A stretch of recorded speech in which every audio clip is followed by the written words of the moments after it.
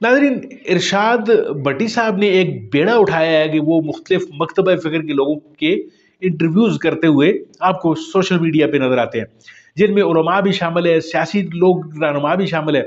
आज जिस आदमी का वो इंटरव्यू कर रहे हैं, वो आपने सोशल मीडिया पे उनके टिकटॉक्स देखे होंगे। मैं बात कर रहा हूँ मौलाना मसूद कोसा साहब की, यानी मुरंजा शख्सियत है और बड़े हंसाने वाले और मुफ्ती है और मुफस्सिर है। तो आज उनको बड़े टफ सवालात का सामना करना पड़ा इरशाद भट्टी की तरफ से। आप पहले ज़रा वीडियो देखिए, इसके ऊपर फिर बाद में बात करते हैं। जैसा कि आपको पता है, एक सिलसिला शुरू किया है अपने उलमा से मिलने का। मैं इंजीनियर मोहम्मद अली मिर्ज़ा साहब से मिला, मैं मौलाना तारिक जमील साहब से मिला, आज कराची में हूँ मुफ्ती तारिक मसूद साहब के साथ। आपने मजहब को मजाक बना दिया है, लतीफ़ों वाला दीन बना दिया। आप अक्सर गैर मुताद गुफ्तगू करते हैं और ये सब कुछ करते हैं नाम के लिए, तो आपको शुगली मौलवी कहा जाता है। 3 तलाक याफ्ता से शादियां करो या 3 बेवा से शादियां करो, चौथी मैं करा दूं। 16 साल की लड़की से, 2 8-8 साल की लड़की से, वरना 4-4 साल की 4 लड़कियों से। अब मुझे बताएं, आपने लड़की को जिन्स समझ लिया है। मैं बेटी का बाप हूँ, आप भी हैं। ये मिजाज था आपका, एक मुफ्ती का मिजाज था, एक मुफ्ती का मिजाज था। मुफ्ती को मिजाज करने पर गवर्नमेंट ने पाबंदी लगाई है या आप लड़की को क्या कह रहे हैं? आप इंजीनियर मोहम्मद अली मिर्ज़ा से मुनाजरे के लिए कराची से जेलम जा पहुंचे, वहाँ वीडियोस बनाई, अपनी जीत का खुद ऐलान किया और वापस कराची आ गए। इस्लाम का झंडा यकीनन बुलंद हो गया होगा, हो गई होगी यकीनन आपकी मजहब की खिदमत। इतनी ज़बरदस्त खिदमत हुई है। आपको बुनियादी इख्तलाफ क्या है इंजीनियर मोहम्मद अली मिर्ज़ा साहब से? इंजीनियर मिर्ज़ा से इख्तलाफ ये है, प्रॉपर आलिम नहीं है और मिस्टेक इल्मी बहुत ज़्यादा करते हैं। जेलम वाली सरकार, शुफ वाली सरकार। इंजीनियर मोहम्मद अली मिर्ज़ा कहते हैं कि मौलाना तारिक मसूद देवबंदियों के फ्रंट मैन है, देवबंदियों के गोल कीपर हैं, गलत अकीदे वाले इंसान है और मरने के बाद अल्लाह के पास नहीं, अपने बुजुर्गान के पास जाने वाले इंसान है। तो जन्नत में कौन जाएगा इंजीनियर से? बस ये मुझे एक लिस्ट लिखवा लें। वो बोरे में से कहाँ हैं जो आप लेके गए थे? जब भी कोई कहीं बोरा लेके जाता है ना, वापस आके उस बोरे को खाली करके उस चीज़ों को अपनी जगह रख दे। तो ये सारी किताबें आप देख रहे हैं, ये बोरे से निकली हुई किताबें हैं जो हमने अलमारी में दोबारा फिट कर दी हैं। मैं लेक्चर सुन रहा था इंजीनियर मोहम्मद अली मिर्ज़ा का, कह रहे हैं कि इन 5 जो देवबंदियों के अकायद हैं, इनको कुरान और सुन्नत से साबित करें तो समझे मुनाजरा हो गया। पहला वही है चिश्ती रसूल अल्लाह, तो ये इम्तिहान लेने के लिए उन्होंने उससे कहा जो हमारी नज़र में ठीक नहीं है। दूसरा है सर थानवी रसूल अल्लाह सल्लल्लाहु अलैहि वसल्लम की कब्र मुबारक अल्लाह ताला के अर्श और कुर्सी से अफजल है। कलील सहारनपुरी साहब की अल मुअन्नद अल मुगन्नद। हम बुजुर्गों की कब्रों और सीनों से फैज लेने के कायल हैं। कासिम नानोतवी साहब मरने के 6 साल बाद अपनी कब्र से निकले और देवबंद के 2 उलमा या 2 मौलाना साहब में सुलह करवा कर वापस कब्र में चले गए कि हम रसूलुल्लाह सल्लल्लाहु अलैहि वसल्लम की कब्र में जिंदगी को दुनिया की सी मानते हैं। नबी का जिस्म वैसे ही सलामत है जैसे दुनिया में सलामत था, तय है, कोई शक ही नहीं। मगर दुनिया की सी मुराद क्या है? बेहतरीन सवाल किया आपने। 555 हिजरी में शेख अहमद रफ़ाई नबी के रोज़ा मुबारक पर, नबी सल्लल्लाहु अलैहि वसल्लम के रोज़ा मुबारक पर हाजिर हुए, नबी की शान में अशार पढ़े। 90,000 लोगों की मौजूदगी में नबी सल्लल्लाहु अलैहि वसल्लम ने हाथ कब्र से निकाला, शेख अहमद रफ़ाई ने बोसा दिया और फिर हाथ मुबारक कब्र के अंदर चला गया। आप इतनी दूर जेलम चले गए, यहाँ हमारे बैठे हैं 4 जमा 4 8 जमाते, मोटरसाइकिल की टंकी, पेट्रोल वाली टंकी पे इना तो इना कल कौसर फसल रब्बी का वानार इना शानिया का ओलब था। ये पढ़ के फूका करे पेट्रोल में बरकत हो। कितनी बड़ी कराम, कभी इनके पास भी जाएं।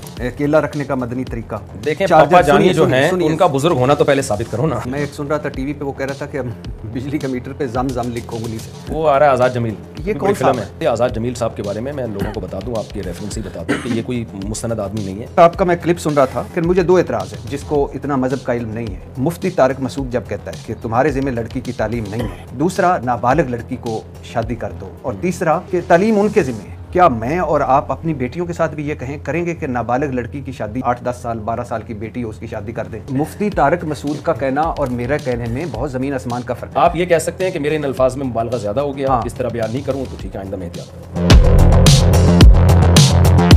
यूनिवर्सिटियों में चर्च बट रही है, लड़के लड़कियों की सेटिंग्स चल रही है, ये तरबियत करेगी आपके बच्चों की, ये हया सिखाएगी। एजुकेटेड लड़की आपको बेच कर खा जाएगी। लड़की का बॉयफ्रेंड बन गया, फिर उसने चर्च पीना शुरू कर दी, फिर ये कर दिया, फिर वो कर दिया, माएँ रो रही हैं, पीट रही हैं। मुफ्ती तारिक मसूद के जो मानने वाले हैं वो तो बस डाउटफुल हो गए ना कि लड़की कॉलेज यूनिवर्सिटी जाएगी, चर्च पिएगी। लड़के लड़कियों की सेटिंग्स चल रही है। सर ये कैसी आप बात कर रहे हैं? तो नहीं चल रही क्या? मुझे तो है आप कैसी बातें कर रहे हैं? प्रोफेसरों की सेटिंगें चल रही हैं, आप लड़के लड़कियों की बात कर रहे हैं। आपने कहा सर शादी के बाद शोर को हक है बीवी को तलाक देने का, जज को नहीं। क्या गधापन है अदालतों में नाफिज कर दिया गया? बिल्कुल गधापन नहीं, खच्चरपन है, गधे से ऊपर की चीज़ है। मैं 77 सालों के इलेक्शंस की बात कर रहा हूँ। जो जाली इलेक्शन पे हुकूमत बनती है वो जायज़ है कि जब एक गलत तरीके से चुना गया हो, जो चुना ही ना गया हो, और वो वज़ीर आज़म बन जाए, तो उसको आप कैसे कह सकते हैं कि ये सही वाला है और इसके अहकाम मानो? उसका तरीक़ेकार बताइए, चाहे वो ज़रदारी क्यों ना हो। आपको आसफ़ी ज़रदारी से क्या एतराज़ है? जो आपको है। पहली दफ़ा मैंने मुफ्ती तारिक मसूद साहब को देखा है कि उन्होंने कहा कि बस इतना ही, इससे आगे कुछ नहीं कह सकता। यहूदी एजेंट कहने पर हिसाब देना पड़ेगा। आप समझते हैं इमरान खान यहूदी एजेंट है? नहीं, मैं नहीं समझता। तो फिर इसका मतलब मौलाना फजल रहमान को सज़ा मिलेगी। जो मौलाना फजल रहमान की बात, अब तो उन्होंने भी रुजू किया भाई आज। इमरान खान बैसियत इंसान और बैसियत वज़ीर आज़म कैसे लगे आप? इमरान खान ने जो अच्छे काम किए, हमने उस वक्त इमरान खान को अप्रिशिएट किया। और ये जो निकाह नामे में ख़त्म नबूवत का जुमला बढ़वाया था, यूनाइटेड नेशन में जाके एक बड़ी अच्छी स्पीच की थी इमरान खान ने। मुफ्ती तारिक मसूद साहब ने क्या इल्म हासिल किया है मज़हब का? सनद दिखा दें आप फिर। ठीक है, मैं आपको सनद नहीं, मिंटर की। बस उसमें यही है कि नहीं दिए तो नहीं, ज़ाहिर अच्छा, अंडा पड़ा होगा। इंटरफेल। अच्छा, फेल फिर कह लें, मुझे आप मैट्रिक फेल कह लें। कितने बच्चे हैं सर? 19। मेरे ख्याल से इमरान खान आपको ही देख के चीखता था कि बहुत यंगस्टर। इसको भी देख के चीखता हूँ। मुझे आपसे मिलकर वाकई खुशी हुई है, कराची आपके पास आकर खुशी हुई है। जी नाज़रीन का वीडियो आपने मुलाहिज़ा फरमाई। वीडियो में जिस तरीके से आपने देखा कि एक इरशाद भट्टी साहब का एक करिश्मा जिसे कह सकते हैं आप, या एक उनकी जो खुसूसियत है वो ये है कि मिज़ाही अंदाज में वो बातें उगलवा लेते हैं या अपनी बात भी दूसरों तक पहुंचा देते हैं, जिस बात का किसी को खुदा न खास्ता इतना ज़्यादा मलाल भी नहीं होता, दुख भी नहीं होता, यानी वो अपना पैगाम जो है वो दूसरे तक पहुंचा देते हैं।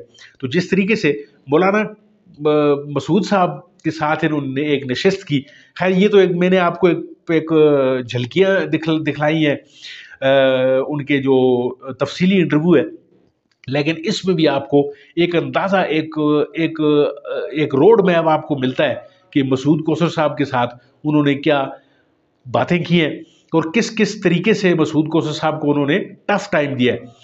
तो आपने वीडियो मुलाहिज़ा फरमाई, वीडियो में जिस तरीके से इन्होंने मुख्तलिफ जो आइली किस्म की जो कवानीन है उन पर जो है तनकीद की, और इरशाद भट्टी साहब जो है वो खूब तैयारी के साथ गए थे, उन्होंने मसूद कोसर साहब को जो है वो टफ टाइम वाकई दिया है। तो आपको वीडियो कैसी लगी कमेंट्स में अपना ज़रूर इज़हार कीजिएगा, और इस वीडियो को लाइक कीजिए, शेयर कीजिए और अपने चैनल को ज़रूर सब्सक्राइब कीजिए। मिलते हैं आपके साथ किसी और वीडियो में किसी और मौजू के साथ, तब तक के लिए दीजिए इजाज़त। अल्लाह आपका आमीन।